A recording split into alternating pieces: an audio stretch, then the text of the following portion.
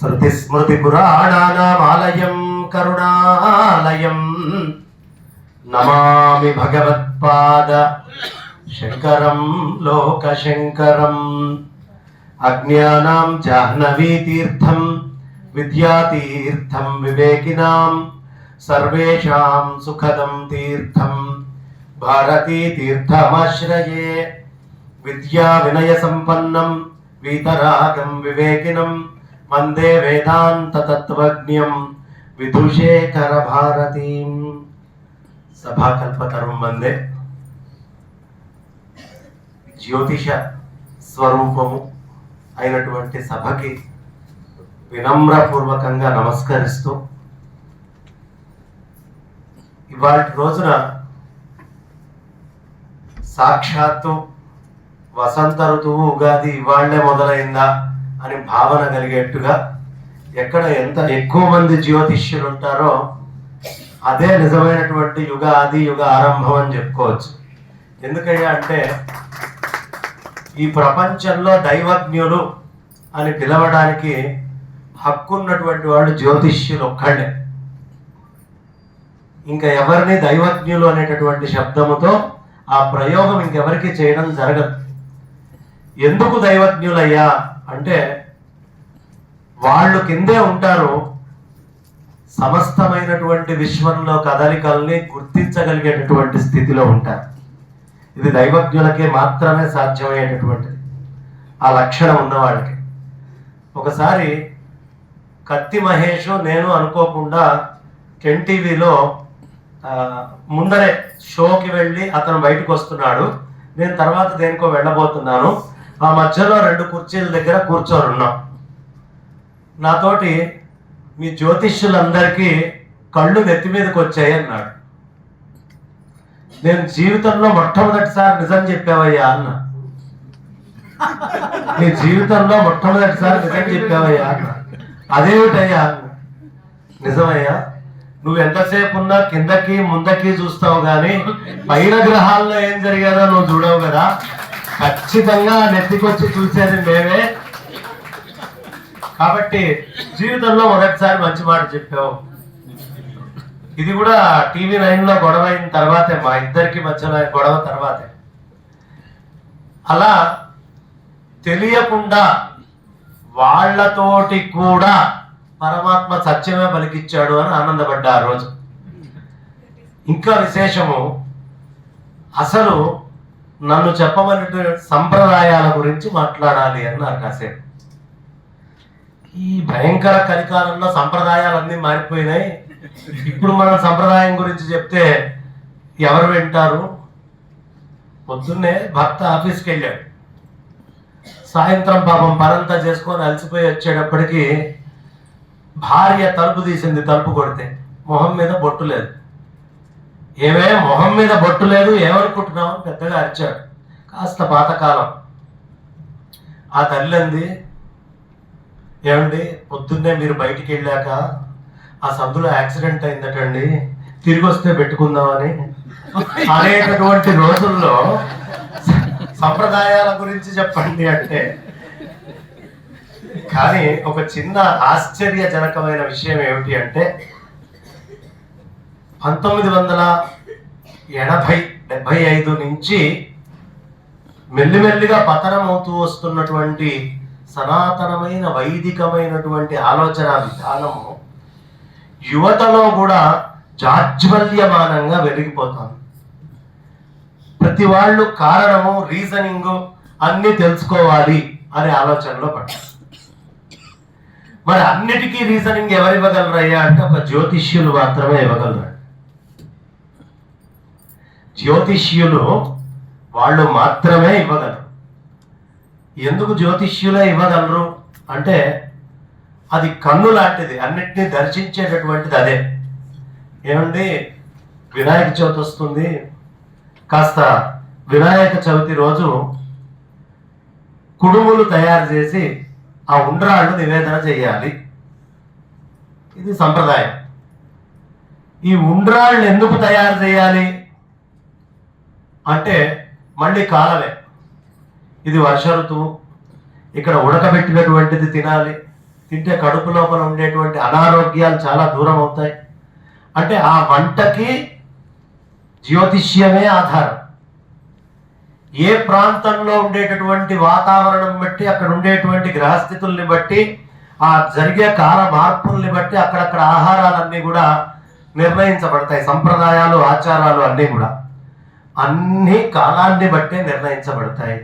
ఏ సంప్రదాయమైనా, ఏ ఆచారమైనా దానికి మూలము కాలము. కాబట్టి కాలము సంప్రదాయాల్ని నిర్ణయిస్తుంది. కాలం ఎవరి అధీనంలో ఉంది? జ్యోతిష్యుల అధీనంలో ఉంది. ఇది చాలా ప్రధానమైనటువంటి అంశం. కాబట్టి జ్యోతిష్యం అంటే ఏదో గ్రహాలు చూసాము, ఇక్కడ దాకా ఏదో రీసెర్చ్ అయింది అని కాకుండా,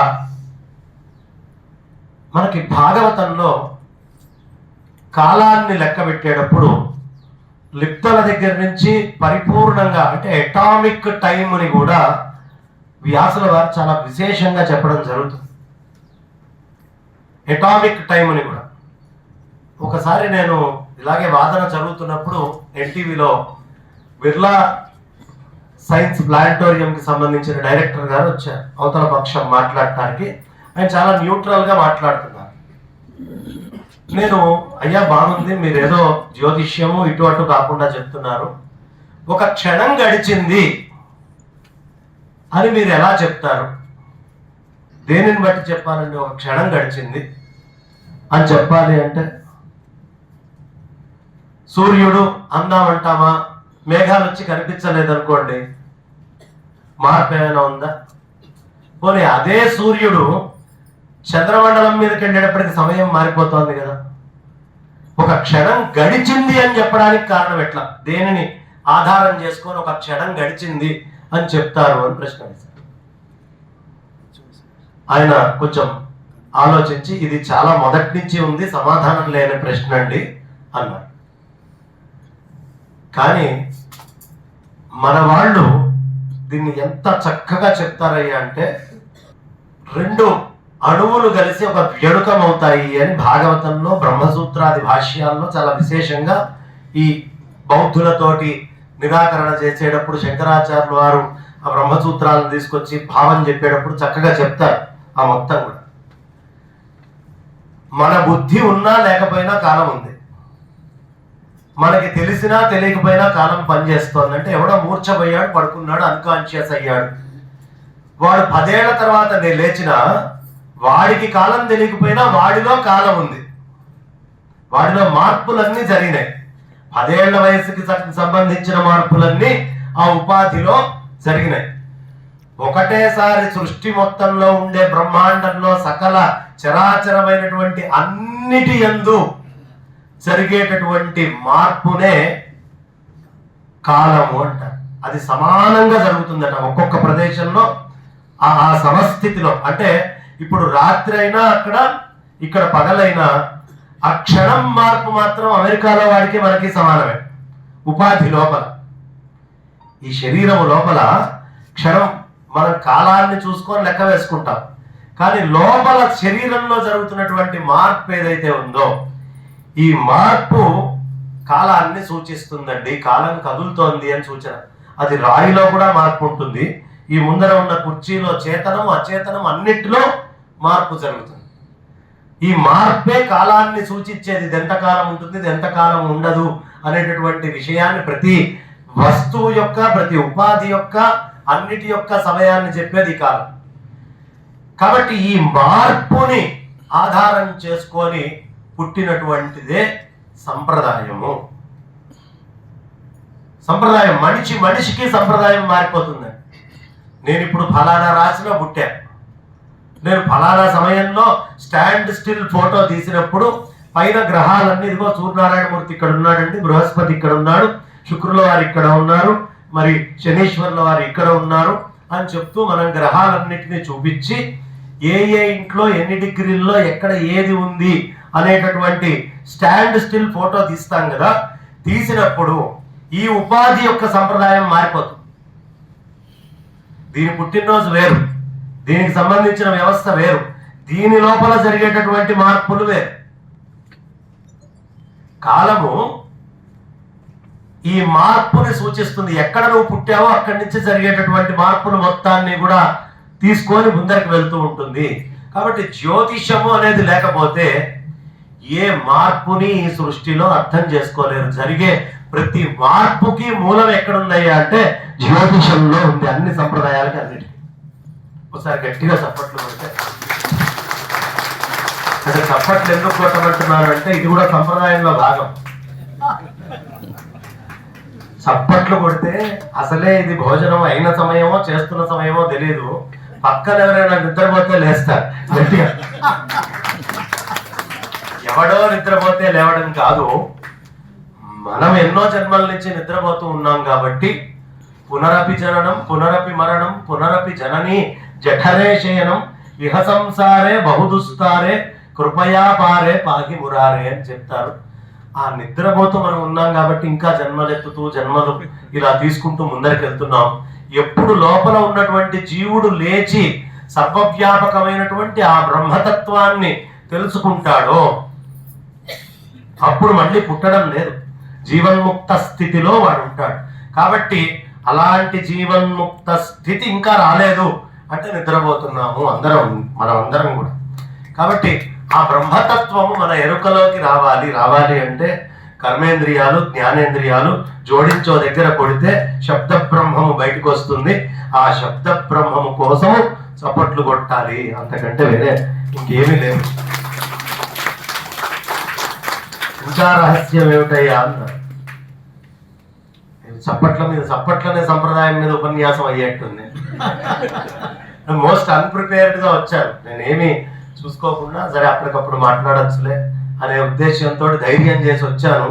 కానీ ఇక్కడ ఉండేటువంటి ఒక్కొక్క మూర్తి లోపల తేజస్సు చూస్తూ ఉంటే అమ్మో ఇలాంటి సభలోనా నేను నిల్చొని మాట్లాడుతోంది అని వచ్చి నిల్చున్నాక కానీ అర్థం కావట్లేదు. కాబట్టి చప్పట్లు కొట్టడము అనేటటువంటిది చాలా విశేషమైంది. ఎందుకు కొట్టాలంటే ముఖ్యంగా జ్యోతిష్యులు కొట్టాలి. ఎందుకు అంటే మేళ తాళాలు గట్టి తాళం అని ఎప్పుడు పెడతారయ్యా అంటే ముహూర్తం చెప్పినప్పుడే గట్టి తాళం అనేది ఉంటుంది అక్కడ. కాబట్టి తాళానికి మూలం కూడా జ్యోతిష్యమే. మీరు ఇది మంచి ముహూర్తం అయ్యా అంటే అక్కడ మేళం మోగాలి, లేకపోతే మేళం మోగదు. కాబట్టి దీనికి సంబంధం ఉంది. రెండు విశేషమైనటువంటి వస్తువులు ఒక దగ్గర కలయిక వేదమంత్రాల ద్వారా కానీ సనాతనమైన వైదిక విషయం ద్వారా కానీ కలుస్తున్నప్పుడు దానినే సుముహూర్తము అంటారు. ఆ కలపడానికి యోగ్యమైన సమయం. మనెవ్వరికి సంబంధం లేకుండా జన్మాంతరంలో ఈ ముహూర్తాన్ని పరమాత్మ నిశ్చయించాడు కాబట్టి దీనినే మేళతాళాలతోటి మనం చేసుకుందాం. ఇంతేనా అండి చప్పట్లు కొడితే? ఇవన్నీ సంప్రదాయంలో భాగాలే అమ్మా, నేను చెప్తోంది ఎక్కడ సంప్రదాయ అతీతంగా లేదు. చప్పట్లు కొట్టడం అనే సంప్రదాయంలో ఉన్న మహత్యం ఏమిటో చెప్తున్నాను. ఇంకా విశేషము ఏమిటయ్యా అంటే ఈ చెప్పేటటువంటి వక్త ఆగకుండా చెప్పుకుంటూ వెళ్ళిపోతాడు. ఎప్పుడైనా సరే దాదాపు ధారణ చేసుకుంటాం, కానీ చెప్పేటటువంటి వక్త ఆగకుండా పాయింట్లు చెప్పుకుంటూ వెళ్ళిపోతూ ఉంటాడు. ఈ వెళ్ళేటప్పుడు అతన్ని ఒక్క క్షణం మంచి విషయం వచ్చినప్పుడు ఆపి మనం నెమరేసుకోవడం కోసం గట్టిగా చప్పట్లు కొట్టాలి. దానికోసం అది మన యొక్క ప్రయోజనం కోసం ఎదుటివాడిని ఆపడానికి కొట్టేటటువంటి చప్పట్లు. ఇది కూడా సంప్రదాయంలో ఆపాలట. వేగంగా వెళ్ళే వాళ్ళని ఆపితే తప్ప మనం ధారణ చేయలేము. అందుకని ధారణ కోసం ఆపడం. అంతేనా అండి అంటే కాదు, ఆగకుండా అరగంట చెప్తాడు పాపం, వాడికి కూడా గొంతుకో సెకండ్ రెస్ట్ ఇవ్వాలి కదా అనే ఉద్దేశంతో కూడా చప్పట్లు కొట్టచ్చు. అది నాకు ప్రయోజనం. కాబట్టి ఈ జ్యోతిషము అనేటటువంటిది రెండు రకాలుగా చెప్పబడ్డది. దుక్ సిద్ధాంతము, పూర్వ పద్ధతి అని. ఏంటండి రెండిటికి తేడా అన్నప్పుడు నాకు మా గురువు గారు ఒక ఆయన ఉండేవారు, కౌతా కనకసుందర శాస్త్రి గారని. వారు నాకు చక్రము ఎలా గీయడము మొట్టమొదటి తొలిగా నాకు 14 ఏళ్ల వయసు ఉన్నప్పుడు నేర్పించినటువంటి పెద్దవారు. ఇందిరాగాంధీ ఒక 12 సార్లు పిలిపించుకొని ఆయనతోటి జ్యోతిష్యం చెప్పించుకోవడం, ప్రతి సంవత్సరం శాలువా కప్పడం, అట్లాగే సత్యసాయి బాబా గారు చెప్పించుకోవడం. చాలా పెద్దవారు, రేపల్లె వాస్తవ్యులు వారు చాలా మహానుభావులు. వారు నాకు ఈ నేర్పించేటప్పుడు ఒక విషయం చెప్పారు. ఈ రెండు రకాలు ఎందుకున్నాయి అంటే, ఇప్పుడు జీవుడికి సంబంధించినటువంటిది, పరమాత్మకి సంబంధించినటువంటిది దేవమానము, ఉపాధికి సంబంధించినటువంటిది దుఃఖ సిద్ధాంతం, దాన్ని తీసుకోవాలి. అంటే ఈ అనంతమైన విశ్వంలో ఈ శరీరాన్ని నేను ఎప్పుడు ధరించాను అని లెక్క వేసుకున్న దగ్గర నుంచి పోయేదాకా చేసే కార్యక్రమాలన్నీ కూడా దుఃఖ సిద్ధాంతం. మరి పూర్వ పద్ధతి ఎక్కడ తీసుకోవాలండి అంటే ఆయన చెప్పారు, ఈ లోపల ఉన్న జీవుడు ఈ ఉపాధి కదా, కానీ వీడు ఇంతకు ముందు చాలా ఉపాధులు తీసుకొని ఉండాలి కదా, వీడు ఆత్మవస్తువు అయి ఉంటాడు కదా, అందుకనే తద్దినాలు అవి పెట్టేటప్పుడు అపరాహ్నం తీసుకుంటారు, అక్కడ వచ్చేటప్పటికి తీసుకునేటువంటిది అంటే ఉపాధికి వేరు, జీవుడికి వేరు. యజ్ఞ యాగాదులు చేయాల్సి వచ్చినప్పుడు వేరు, ఈ భౌతికమైనటువంటి వ్యవహారాలు అంటే mean time, true time. Mean time దేనికి? ఉపాధికి. ఇది ఎప్పుడు వచ్చిందంటే జీవుడికి, ఇది వచ్చిన దగ్గర నుంచి మీన్ టైం తీసుకోవయ్యా అన్నారు. మరి ట్రూ టైం ఏమిటి అంటే, సనాతనమైనటువంటి జీవుడు బ్రహ్మమానంతో కాలం నువ్వు లెక్క వేసుకుంటూ పోయి మాట్లాడేది మొత్తము కూడా అదయ్యా అనే విషయాన్ని ఆయన అప్పుడు 14 ఏళ్ళు అప్పుడు చెప్తే అప్పుడు ఏమర్థమైందో తెలియదు, కానీ తర్వాత ఏవో గ్రంథాలు అటు ఇటు చూస్తూ వారు చెప్పినటువంటి మాట అది కదా అని రీకలెక్ట్ చేసుకున్నప్పుడు నాకు అర్థమైంది ఎంత గొప్ప మహత్తరమైనటువంటి విజ్ఞానాన్ని మనకి బోధించారు. మీ అందరికీ ఇప్పుడు నేను చెప్పేటువంటి విషయం తెలియదని కాదు, కాకపోతే అరగంట నిల్చోబెట్టారు, మీకు తెలిసినా తెలియకపోయినా నేనేదోటి మాట్లాడాలని మాట్లాడటమే. ఇప్పుడు చెప్పేటటువంటి విషయం నాకంటే పూర్ణమైనటువంటి అనుభవం, ఎందుకంటే నేను జ్యోతిష్యంలో పెద్ద రీసెర్చ్గా ముందరికేం వెళ్ళలేదు. ఎవరైనా ఎక్కడైనా ఏదైనా అనుమానాలు అడిగితే నాస్తికులకు అవసరమైనటువంటి లాజికల్ థింకింగ్ తోటి చెప్పగలిగేంత జ్యోతిష్యమే కానీ మీలాగా అహరహరము ఉపాసనలాగా జ్యోతిష్యాన్ని నేను చేస్తున్నవాడిని కాదు. నాకు వేదాంతం అంటే ప్రీతి, ఎక్కువ వేదాంత గ్రంథాలు నేను చదువుకుంటూ ఉంటాను. ఇందులో ఈ మధ్యకాలంలో నేను బాగా ఆలోచిస్తున్నప్పుడు మా గురువు గారు చెప్పినటువంటి ఈ దేవమానాన్ని, ఈ అద్భుతమైన పూర్వ పద్ధతిని, దుఃఖ సిద్ధాంతాన్ని ఈ ఉపాధిలో ఎలా పోల్చుకోవాలి అన్న ఆలోచన వచ్చినప్పుడు పురుష సూక్తం తీస్తున్నా. పాదోస్య విశ్వభూతాని త్రిపాదూర్ధ్వ ఉదై పురుష. ఒక్క పాదం మాత్రమేనయా ఈ విశ్వభూతాలంతా, ఇంకా 3 పాదాలు ఉన్నాయి, అవి త్రిపాద్ ఊర్ధ్వ అదై, అది ఆయనకు సంబంధించినటువంటిది అన్న. ఒక్క పాదమే ఈ కాలం అంతా మనం లెక్క వేస్తే 3 పాదాలు ఏమో బయట దాటి ఉన్నాయి అంటున్నారు, ఏమిటి అని దీని మీద ఒక భాష్యం తీసి చదువుతున్నాను. చదువుతుంటే ఆయన ఒక అద్భుతమైనటువంటి ఉదాహరణ చెప్పుకుంటూ వచ్చాడు. ఫారినర్ ఆయన ఇచ్చినటువంటి ఉదాహరణ ఏమిటి అంటే, ఈ ఉపాధి లోపల నాకు ఆకలేస్తోంది, మా అమ్మగారికి నేను చెప్తానమ్మా నాకు ఆకలేస్తోందమ్మా, అప్పుడు నాకు ఆకలేస్తుందని మా అమ్మకి తెలిసింది. కానీ నేను చెప్పినప్పుడే మా అమ్మకి తెలిసింది, నేను చెప్పకముందు నాకు ఆకలి లేదా అంటే అంతకు ముందే నాకు మనసులో ఆకలేసింది, లేకపోతే మా అమ్మకి చెప్పను. కానీ నా మనసులో ఉన్నది అమ్మకి కనిపించాలి. ఒక్కటే బయటికి కనిపించింది, నాకు ఆకలేస్తోంది అన్న నా నోట్లో నుంచి వచ్చినటువంటి మాట మా అమ్మగారికి తెలిసింది. దానికంటే వెనక పాదం ఏమిటి? మరి నా మనస్సుకి నాకు ఆకలేస్తోంది అని ఎవరు చెప్పారు? మనస్సుకు కూడా ఎవరో చెప్పాలి కదండి. మనస్సుకి ఎవరు చెప్పారు ఆకలేస్తోంది అని?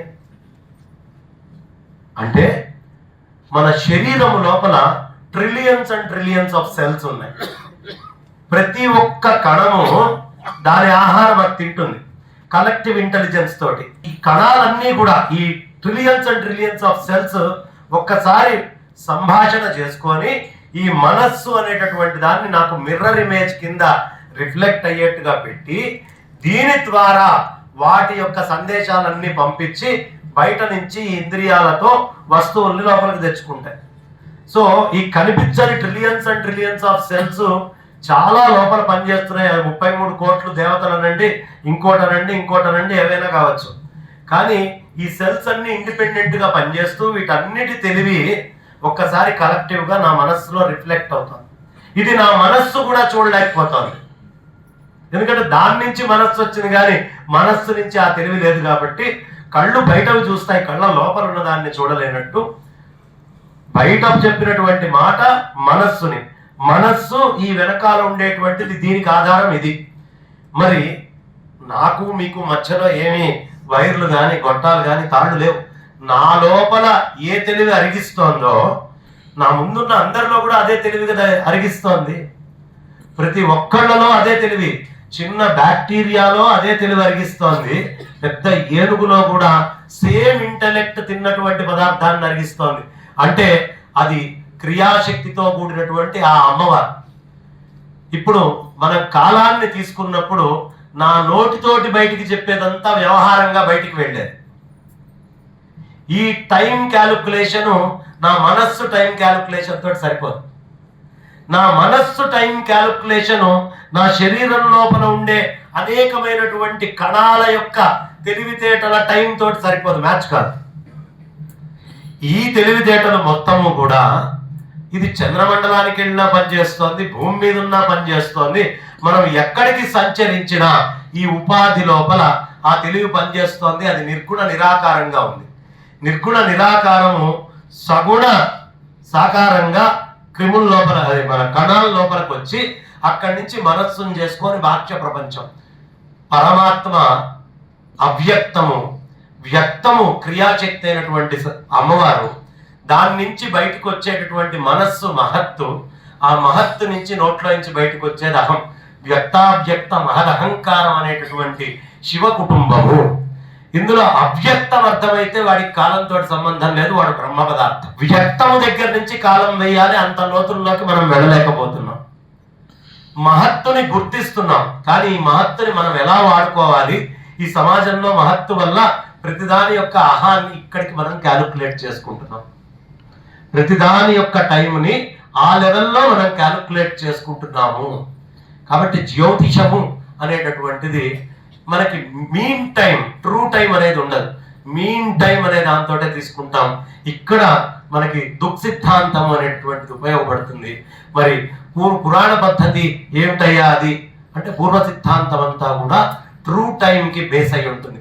అంటే పైనుంచి ఓ చిన్న పుల్ల పెడితే ఆ పుల్ల యొక్క నీడ అటు ఇటు పడకుండా, మామూలు అప్పుడైతే 5 degrees తప్పదు, అభిజిల్ లగ్నం వచ్చినప్పుడు అటు ఇటు పడకుండా ఉండేటటువంటి ఆ క్యాలిక్యులేషన్ ఏదైతే ఉంటుందో దాని నుంచి మొత్తము కూడా మనం లెక్క వేసుకోవడము అనేటటువంటిది జరుగుతుంది. కాబట్టి ఎవడో కలకత్తాలో విమానాన్ని తీశాడు, బైక్ తీసుకొని వస్తున్నాడు, ఎక్కాడు విమానాన్ని. రాజస్థాన్లో ఆ విమానం ల్యాండ్ అవ్వాలి. ఇప్పుడు నేను ట్రూ టైం ప్రకారం వెళ్తానండి, దీన్ని బట్టి అని టైం రాసుకుంటే లోకంలో వ్యవహారాలు ఏవి కూడా సక్రమంగా చేయలేము. అది ఎప్పుడు లేస్తుంది ఎప్పుడు వస్తుంది అనే టైం క్యాలిక్యులేషన్ మీన్ టైంను పెడితేనే ప్రపంచంలో వ్యవహారాలు ఎలా నడుస్తాయో ఈ ఉపాధికి మీన్ టైం అలా డిజైన్ చేసి లోపల ఉండేటువంటి ట్రూ టైం ఈ రెండింటిని తీసుకొచ్చారు. ఈ సంప్రదాయాలు ఆచారాలన్నీ కూడా మీన్ టైంకి సంబంధించినవి. ఈ మీన్ టైంలో ఆచరించే సంప్రదాయాలు ఆచారాలన్నీ కూడా మనల్ని ట్రూ టైం అయినటువంటి నిజాత్మ స్థితికి చేర్చడం కోసమే అనే లక్ష్యాన్ని పెట్టుకొని ప్రతి పనిని చేయడము అనేది ప్రధానము. నాకు ఇది బహుశా అందరూ రామచంద్ర అనాల్సినటువంటి సమయంలో నేను వచ్చి ఇక్కడ ఉపన్యాసం మొదలు పెట్టాను. రామచంద్ర అని ఎప్పుడు అంటామండి? అన్నమో రామచంద్ర అంటాం. కాబట్టి అందరూ రామచంద్ర అనాల్సినప్పుడు నేను వచ్చి ఈ కొత్తగా దాన్ని ఎక్స్టెండ్ చేసి ఇంకా చెప్తే బాబు ఎప్పుడు ఆపుతావు అనే